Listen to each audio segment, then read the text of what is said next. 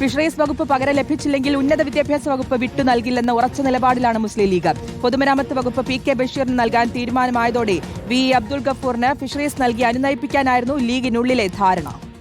Fisheries ഇല്ല എങ്കിൽ ഉന്നത വിദ്യാഭ്യാസം ഗഫൂറിന് നൽകിയേക്കും. വിദ്യാഭ്യാസ മന്ത്രി തന്നെ ഉന്നത വിദ്യാഭ്യാസവും കൈകാര്യം ചെയ്യാനാണ് തീരുമാനമെങ്കിൽ ന്യൂനപക്ഷ ക്ഷേമം, ഗ്രാമവികസനം തുടങ്ങിയ വകുപ്പുകളാകും ഗഫൂറിന് ലഭിക്കുക. ശരത് എസ് വിവരങ്ങൾ നൽകും. ശരത്, അപ്പോൾ ഈ കോൺഗ്രസിന്റെയും UDF-ന്റെ ആകെയും ഈ മന്ത്രിമാരുടെ വകുപ്പ് വിഭജനം ഈ ലീഗിന്റെ നിലപാടുകളെ കൂടി ആശ്രയിച്ചാണ് ഇരിക്കുന്നത്.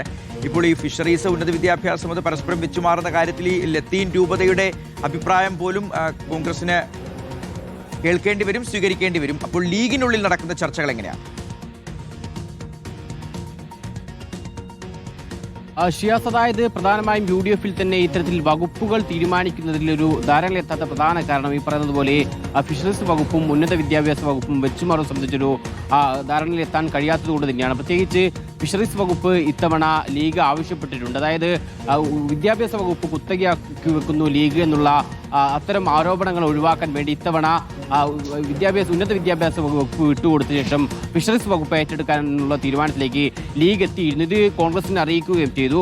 അത്തരത്തിൽ ഫിഷറീസ് വകുപ്പ് ഏറ്റെടുക്കാൻ ചർച്ചകൾ വന്നെങ്കിൽ പോലും ഇത്തരത്തിൽ ലത്തീൻ സഭ ഫിഷറീസ് വകുപ്പ് മുസ്ലിം ലീഗ് ഏറ്റെടുക്കുന്നതിൽ വലിയ ആശങ്ക പ്രകടിപ്പിച്ചു. ഇതോടുകൂടിയാണ് ഇതിപ്പോൾ വഴിമുട്ടിയിരിക്കുന്നത്. നിലവിൽ ഉന്നത വിദ്യാഭ്യാസ വകുപ്പ് വിട്ടുകൊടുക്കുകയാണെങ്കിൽ പകരം ഫിഷറീസ് വകുപ്പ് തന്നെ വേണമെന്ന നിലപാടിൽ തന്നെയാണ് ലീഗ് ഉള്ളത്. അതേസമയത്ത് ഇത്തരത്തിൽ വെച്ചുമാറ്റം നടന്നിട്ടില്ലെങ്കിൽ ഉന്നത വിദ്യാഭ്യാസ വകുപ്പും ഒരേ മന്ത്രി തന്നെ കൈകാര്യം ചെയ്യാനുള്ള സാധ്യതയാണുള്ളത്. അതല്ലെങ്കിൽ ഫിഷറീസ് വകുപ്പ് ലഭിക്കുകയാണെങ്കിൽ VE അബ്ദുൾ ഗഫൂർ ആയിരിക്കും ഫിഷറീസ് വകുപ്പ് മന്ത്രിയാവുക. ഇത്തരത്തിൽ PK ബഷീർ പൊതുമരാമത്ത് മന്ത്രിയായ സ്ഥിതിക്ക് ഇത്തരത്തിൽ VE അബ്ദുൾ ഗഫൂറിന് ഫിഷറീസ് വകുപ്പ് നൽകിയേക്കുമെന്നുള്ളതാണ് മനസ്സിലാക്കുന്നത്. ഇനി ഇത്തരത്തിൽ വെച്ചുമാറ്റം നടന്നില്ലെങ്കിൽ ന്യൂനപക്ഷ ക്ഷേമ വകുപ്പോ അല്ലെങ്കിൽ ഗ്രാമവികസനം അടക്കമുള്ള വകുപ്പായിരിക്കും അബ്ദുൾ ഗഫൂറിന് നൽകിയേക്ക്. എന്തായാലും ഈ രണ്ട് വകുപ്പുകൾ സംബന്ധിച്ചുള്ള തീരുമാനം അന്തിമഘട്ടത്തിൽ എത്തിയാൽ മാത്രമേ വകുപ്പുകൾ സംബന്ധിച്ചുള്ള തീരുമാനത്തിലേക്ക് മുസ്ലിം ലീഗിനും കടക്കാൻ സാധിക്കൂ. അതുകൊണ്ട് തന്നെ മുസ്ലിം ലീഗിലും വകുപ്പുകൾ തീരുമാനിക്കുന്നത് വൈകുന്ന പ്രധാന കാരണം ഉന്നത വിദ്യാഭ്യാസ വകുപ്പ് മാറേണ്ടയോ എന്നുള്ള കാര്യത്തിൽ ഒരു അന്തിമ തീരുമാനത്തിലേക്ക് എത്താൻ കഴിയാത്തതാണ്.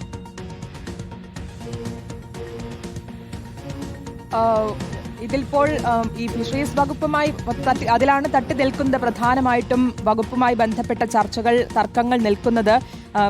ശരത്ത്, ഇതിലിപ്പോൾ വിദ്യാഭ്യാസ വകുപ്പ് വിട്ടു നൽകില്ല എന്നുള്ള നിലപാടിൽ മുസ്ലിം ലീഗും ഒപ്പം ലത്തീൻ സഭയൊക്കെ ഇതിൽ വലിയ വിമർശനം ഉന്നയിച്ച് നിൽക്കുകയും ചെയ്യുന്ന ഘട്ടത്തിൽ ഒരു മുന്നോട്ട് പോക്കത്ര സുഗമമാകില്ല എന്ന് തന്നെയല്ലേ? അതായത് ശ്രുതി, ഇത് ഉന്നത വിദ്യാഭ്യാസ വകുപ്പ് ലീഗിനെ സംബന്ധിച്ചിടത്തോളം അത് നേരത്തെ തന്നെ ലീഗിന് ലഭിക്കുന്ന വകുപ്പാണ്.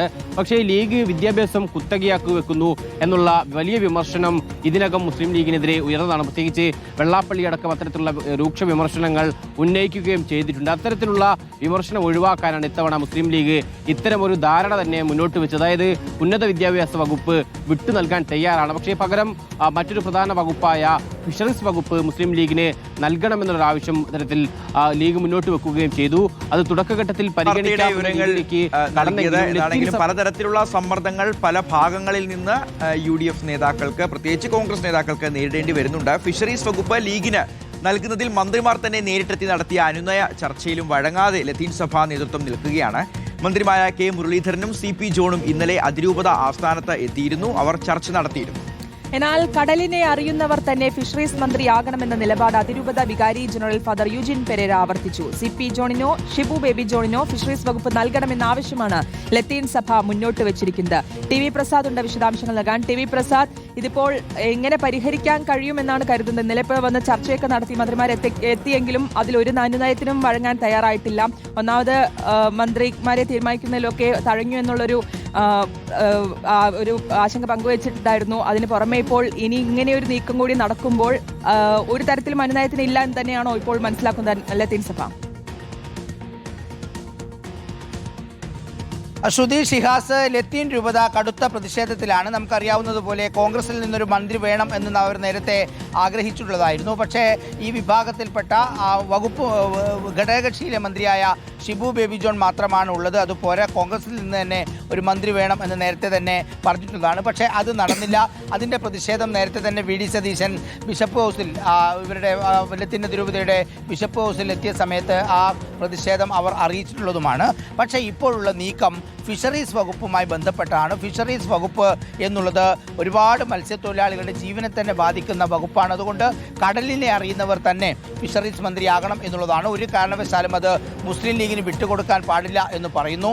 അവരുടെ കടുത്ത പ്രതിഷേധത്തെ തുടർന്ന് ഇന്നലെ കെ മുരളീധരനും CP ജോണും ലത്തീൻ രൂപത യൂജിൻ പെരേരയുമായി വികാരി ജനറലുമായി ചർച്ച നടത്തിയിരുന്നു. പക്ഷേ അതിലൊരു തീരുമാനമൊന്നുമായില്ല. അവരെ സന്തോഷിപ്പിക്കാനോ തൃപ്തിപ്പെടുത്താനോ ഇതുവരെയും കഴിഞ്ഞിട്ടുമില്ല. നിലവിലുള്ള അവരുടെ പ്രശ്നം പ്രധാനമായും അവർ ഉയർത്തിക്കാട്ടുന്നത് ഇടത് സർക്കാർ ഭരിച്ച സമയത്ത് മത്സ്യത്തൊഴിലാളികളെക്കുറിച്ചോ കടലിനെക്കുറിച്ചോ അറിയാത്തവരാണ് ഫിഷറീസ് വകുപ്പ് മന്ത്രി ആയത് എന്നുള്ളത് കൊണ്ടാണ് മുതലപ്പൊഴിയിൽ ഇത്രയേറെ മത്സ്യത്തൊഴിലാളികളുടെ ജീവൻ നഷ്ടപ്പെട്ടത് എന്ന വൈകാരികമായ പരാമർശമാണ് ലത്തീൻ രൂപത നടത്തുന്നത്. അതുകൊണ്ട് ഒരു കാരണവശാലും മുസ്ലിം ലീഗിന് ഫിഷറീസ് വകുപ്പ് കൊടുക്കാൻ പാടില്ല എന്ന് മാത്രമല്ല, കടലിനെ അറിയുന്ന CP ജോണിനെയോ അതല്ലെങ്കിൽ ഷിബു ബേബി ജോണിനെയോ ഈ വകുപ്പ് ഏൽപ്പിക്കണം എന്നുള്ളതാണ് ലത്തീൻ രൂപത പ്രധാനമായും മുന്നോട്ട് വയ്ക്കുന്ന നിർദ്ദേശം. ഇനി അതിലിപ്പോൾ ഒരു തീരുമാനമുണ്ടാകുമോ എന്ന കാര്യം അറിയില്ല. കാരണം മിക്കവാറും ഇന്ന് തന്നെ വകുപ്പുകളെ സംബന്ധിച്ചുള്ള തീരുമാനിച്ചുകൊണ്ടുള്ള ഉത്തരവ് പുറത്തിറങ്ങിയേക്കും. അതിനുശേഷം ഈ ലത്തീൻ രൂപത പറഞ്ഞത് പ്രകാരം ചെയ്തില്ല എങ്കിൽ അവരേതെങ്കിലും രീതിയിലേക്ക് പ്രതിഷേധത്തിലേക്ക് നീങ്ങുമോ എന്ന കാര്യവും വ്യക്തമല്ല.